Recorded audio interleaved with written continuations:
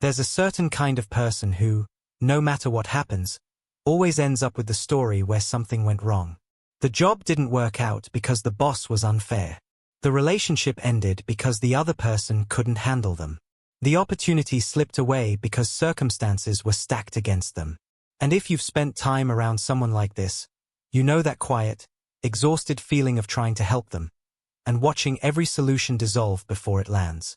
But here's something most people never stop to consider. What if that person isn't choosing this? What if they're not aware of it at all? Because society has a very clear verdict on the chronic victim. We call them manipulative. We call them draining. We say they're playing a game, consciously, deliberately, to extract sympathy, avoid responsibility, and keep themselves at the center of attention. We distance ourselves. We lose patience. We tell them to take accountability. And maybe sometimes that's right, but it's almost never the full picture. There's something much older going on here. Something that formed long before the person ever learned to put it into words. What we're talking about, the psychology of the chronic victim identity, is one of the most misread, most dismissed, and most quietly painful psychological patterns that exists. Not because the people around them aren't hurt by it. They often are.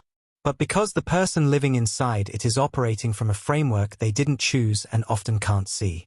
And that framework was built, carefully and without their permission, by experience.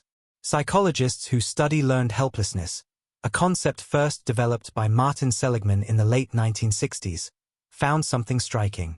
When living creatures are repeatedly exposed to situations where their actions don't produce outcomes, something shifts. They stop trying. Not because they're lazy or weak, but because the nervous system has drawn a rational conclusion from irrational circumstances. Nothing I do changes what happens to me. The behavior that looks like passivity from the outside is actually an adaptation. The body learned to conserve energy in an environment where effort brought pain and not relief. Seligman's original research was done with animals. But later studies confirmed what many clinicians had long suspected. The same mechanism operates in human beings. And crucially, it doesn't stay confined to the original situation. It generalizes. It spreads. It becomes the lens through which a person understands their entire life. Which is where the victim identity begins to form, not as a strategy, but as a worldview. For most people who live inside this pattern, the roots go back to an environment where they genuinely had very little control. Maybe it was a home that was unpredictable, where mood shifts were sudden, where the rules changed without explanation, where love felt conditional on performance. Maybe it was a childhood where something painful happened and no one around them validated it. No one said, "That was real. That hurt.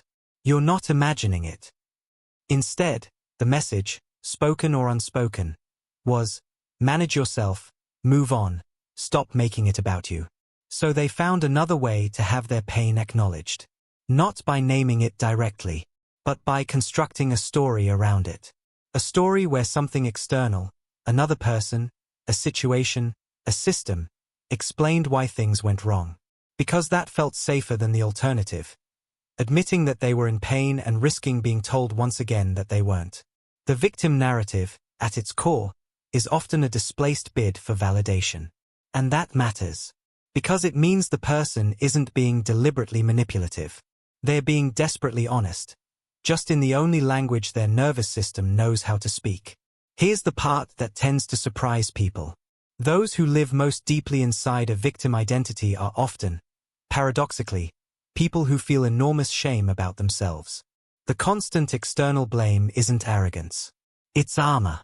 If everything is someone else's fault, then I am protected from the unbearable conclusion that something might be fundamentally wrong with me. The victimhood is a defense against self-hatred, not an expression of entitlement. And that armor comes at a cost. A quiet one.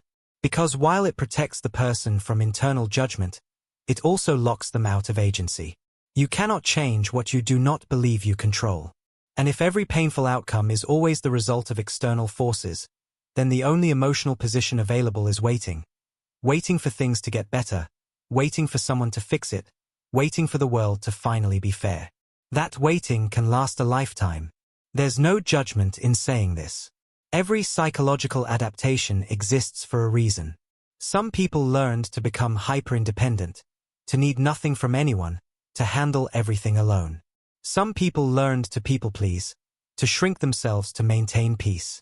And some people learned that the only way their pain got any oxygen was if it was framed as being done to them. All of these are survival strategies. All of them make complete sense in the environment that created them.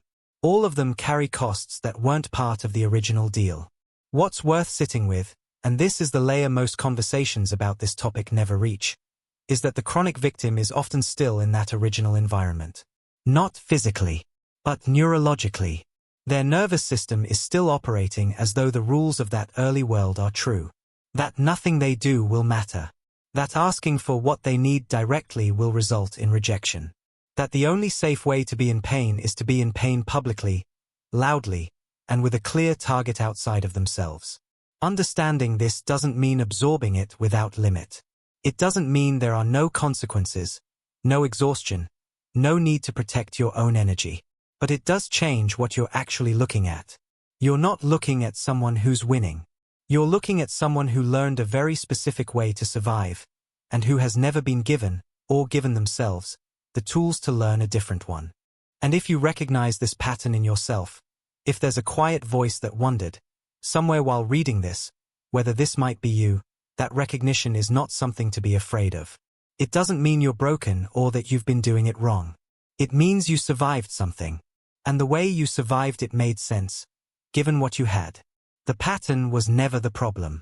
The problem is only when the strategy outlives the environment that created it. There's something on the other side of this. Not a cure, not a fix, just a different kind of story. One where the pain is still real, where the difficult things that happened are still acknowledged, but where the center of the story slowly shifts from what was done to you, to who you are in the middle of it. That shift doesn't happen through willpower or discipline. It happens through something much quieter. And if this resonated, if something in this felt familiar in a way you couldn't quite name, there's more worth understanding about the way the stories we carry shape the life we're able to live.